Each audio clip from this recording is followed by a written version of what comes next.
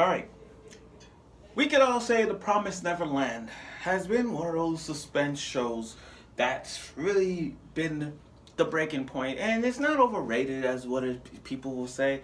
I mean, okay, is it horror? Yes, but is it like?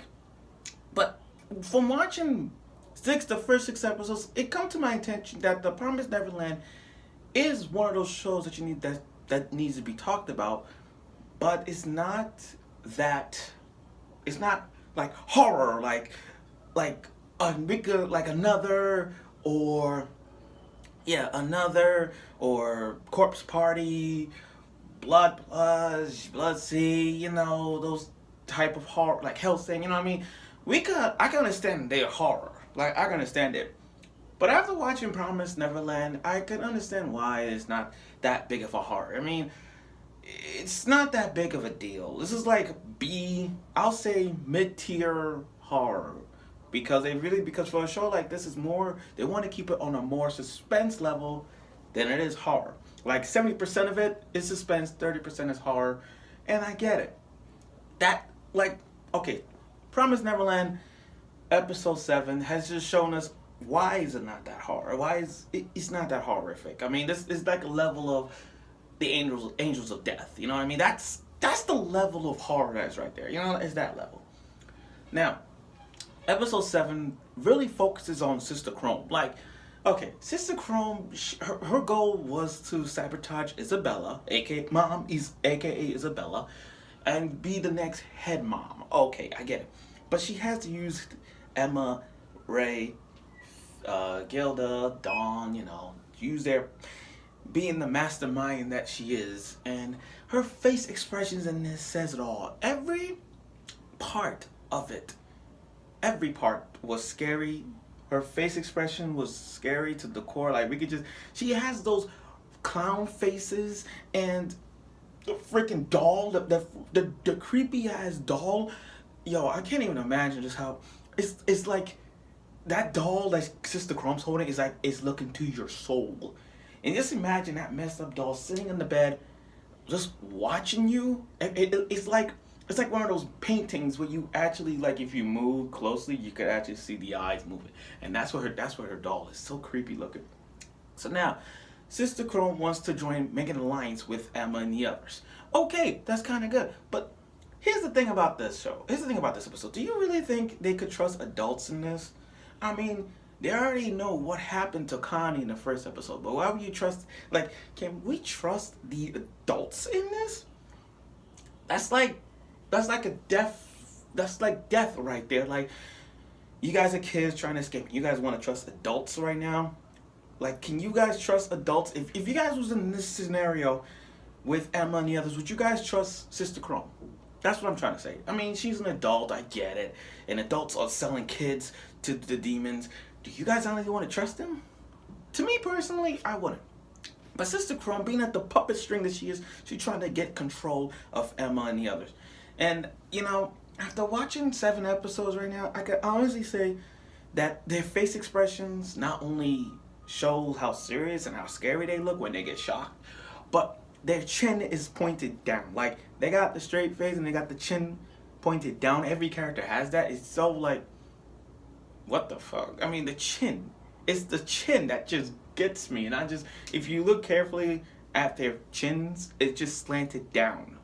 And I don't know how it's like that, but that's how that is. So, like I said, episode 7 is only focused on Sister Krone. How she thinks that she could outwit the kids. How easy for her to manipulate the kids and understand their minds and their pulse and all that stuff. She could understand everything. Plus, she used to be she used to be one of them. So she understands how it works and where the tracking device is. Okay. Now, Isabella.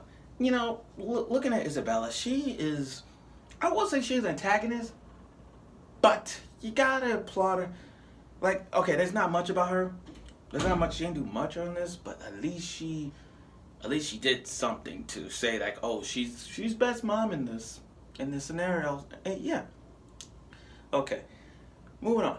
So this whole prison break thing, the whole prison break scheme in this episode, they were trying to see if Sister Krone's idea to get information from mom, find ways to escape at a certain time. Okay, I get the whole prison break theme here.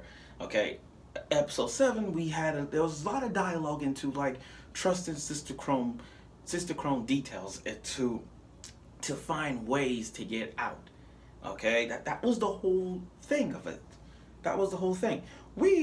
I myself read the manga, so I'm not gonna give you any details. But I love how Ray took a photo of Isabella, and when she poses, it's a good photo. I'm not gonna lie. I mean, got him a camera, and started taking photos. It was really nice to see that. But again, Sister Krone's expression says it all. There's not a moment of time where There's not a moment of time where you could get chills just looking at Sister Krone's manipulative plan. I mean, just looking at Sister Krone's plans, and just like creepy enough to see her plan goes in a bombshell. You know what I mean? And as every kid in this have their own thing, have their own little plot or whatnot. Sister Krone, going under the bed trying to look into info about Ray, and you got Phil, little boy Phil, playing running the hallway and said, "What are you doing?" I'm like, oh my god. I know Phil. I think Phil is gonna be people are gonna say Phil's gonna be the backup hero, and I see Phil as the backup hero. I see that. But this episode 7 of this Promise Neverland just shows how each individual is playing chess piece by piece. Like I could see, it's like chess. You know what I mean? Like, you got the kids, you got Isabella, and you got Sister Krone, and they playing chess, and they trying to outwit, like, who could checkmate one person after another, and that's what they're doing. Plus, you gave us a cliffhanger / death flag at the end of it. Like, you just gave us the death flag when Isabella was like, people would have thought, oh, she got the knife, she's gonna stab Sister Krone. No. She got the knife, got her the letter, and had read it. But I ain't gonna tell you what the letter said. But this proves that there's a cliffhanger that you guys don't like. But that letter, that death flag, you know what's gonna happen. In the face, and when Isabella smiled, there's a death flag coming, and I can't wait to see that. So you already know the death flag is. You already know who's gonna die next week. So it was pretty obvious how this is gonna end up. So that's it for now. So like I said, episode 7 wasn't that hype, wasn't that much horror, but it did show mostly Sister Krone plans and trying to use the kids to foil Isabel's plan to become the next mom. So you guys got to see more of Sister Krone's diabolical plans, her creepiness, her face expressions, her holding the dolls, etc., etc.